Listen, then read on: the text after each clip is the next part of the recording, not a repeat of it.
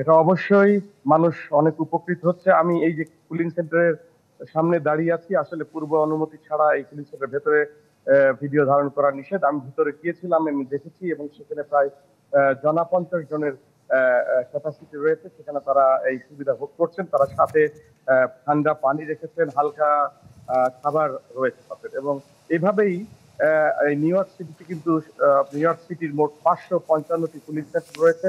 এর মধ্যে আজকে বিশেষ করে আরো 45টি বাড়তি কুলিং সেন্টার খোলা হয়েছে, যেগুলো বিভিন্ন বিদ্যালয়গুলোতে, অর্থাৎ স্কুলগুলোতে, প্রাইমারি স্কুলগুলোকে ব্যবহার করা হচ্ছে কুলিং সেন্টারের ক্ষেত্রে।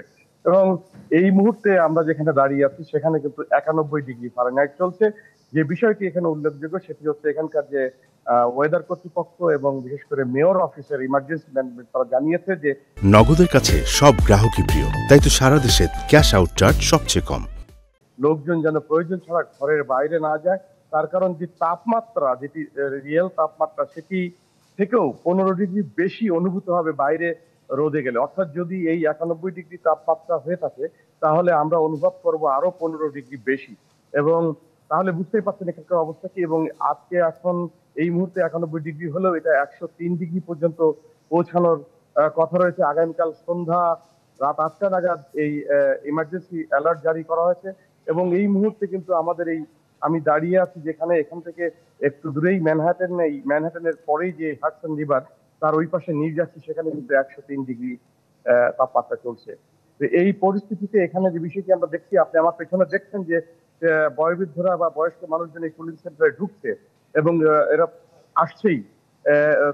যেটি আপনি দেখছেন যে ইভেন রাস্তাঘাটে আমি যেটা লক্ষ্য করছি যে আজকে লোকজনের সংখ্যা কম। এবং যে ইমার্জেন্সি ম্যানেজমেন্ট কর্তৃপক্ষ যেটা সিটি, তারা বলেছে যে গাড়ি নিয়েও প্রয়োজন ছাড়া বাইরে না যেতে পারে, কারণ গাড়ির যে ব্যাটারি সেটিও অতি তাপমাত্রায় কিন্তু শুকিয়ে যেতে পারে।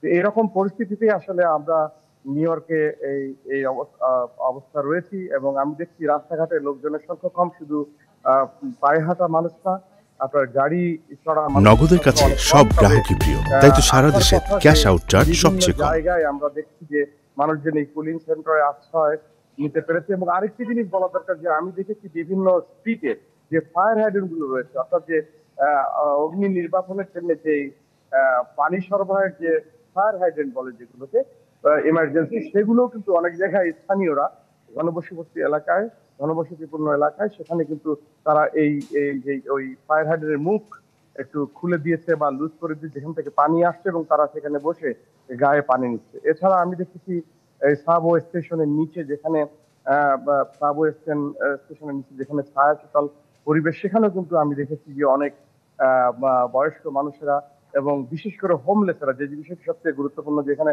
প্রচুর হোমলেস রয়েছে আপনারা জানেন, তারা সেখানে আশ্রয় নিয়েছে। এবং আমি দেখেছি কিছু কিছু সাধারণ মানুষ বা বিভিন্ন সংগঠনের লোকেরা সেখানে কিন্তু অ্যাটলিস্ট পানি সরবরাহ করছে বিনামূল্যে, যারা এই ধরনের পরিস্থিতিতে আসলে এই এই বিভিন্ন জায়গায় অবস্থান নিয়েছে।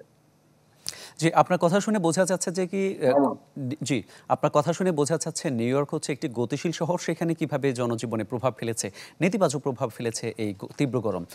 যেটা বলছিলেন যে কি শুধুমাত্র কুল সেন্টারগুলো, এই কুলিং সেন্টার ছাড়া স্থানীয় প্রশাসন বলেন কিংবা মেয়র কর্তৃপক্ষ বলেন, তারা আর কি উদ্যোগ নিয়েছে? তারা অবশ্যই এখানকার যে ইভেন বিশেষ করে যারা মেয়র সেক্টরের যে 311 কল রয়েছে, যে কোনো প্রয়োজনে সেখানে কল করে যে কেউ যে কোনো সাহায্য পেতে পারে। এবং তার জন্য তো অবশ্যই আপনারা জানেন যে এই উন্নত দেশে ইমার্জেন্সি অ্যাম্বুলেন্স রয়েছে। এছাড়া এখানকার যে যারা কর্নেডিশন, অর্থাৎ যারা বিদ্যুৎ সরবরাহ করে থাকে, জ্বালানি সরবরাহ করে যে কোম্পানিগুলো, তারাও কিন্তু বিশেষ হট নাম্বার, যে নাম্বারে তাদের কাছ থেকে সাহায্য নিতে পারে। বিশেষ করে যদি কোথাও কোনো বিদ্যুৎ ঘাটতি দেখা যায়, সেখানে কি করণীয়, বিদ্যুৎ ডিসকানেক্ট হতে পারে, যে কোনো ধরনের পরিস্থিতির জন্য সব ধরনের ব্যবস্থা কিন্তু এখানকার মেয়র এবং প্রশাসন ব্যবস্থা নিয়েছে। তবে যে বিষয়টি বলা দরকার যে আসলে এর উপরে কতটা নির্ভর করা যায় জানি না। তবে এখনো পর্যন্ত আমরা কোনো মৃত্যুর ঘটনা শুনিনি। এখন আমাদের প্রায় 1:15 বাজে বেলা।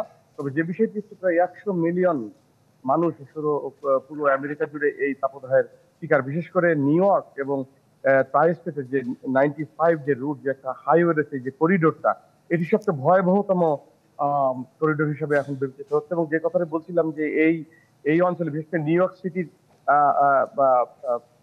কয়েকটি বড়ো এবং তার লং আইল্যান্ডের একটি অংশ এবং ওয়েস্টচেস্টার এবং আপস্টেটের কিছু জায়গা, এই বিশেষ কিছু জায়গাগুলোতে এই ভয়াবহ বিপজ্জনক তাপমাত্রা দেখা যাচ্ছে। এবং বিপজ্জনক বলতে জি কি আপনাদের জি আপনার তথ্য পেয়েছি শিহাবুদ্দিন কিসলু, অনেক ধন্যবাদ আপনাকে। যুক্তরাষ্ট্র থেকে জানাচ্ছিলেন সহকর্মী শিহাবুদ্দিন কিসলু।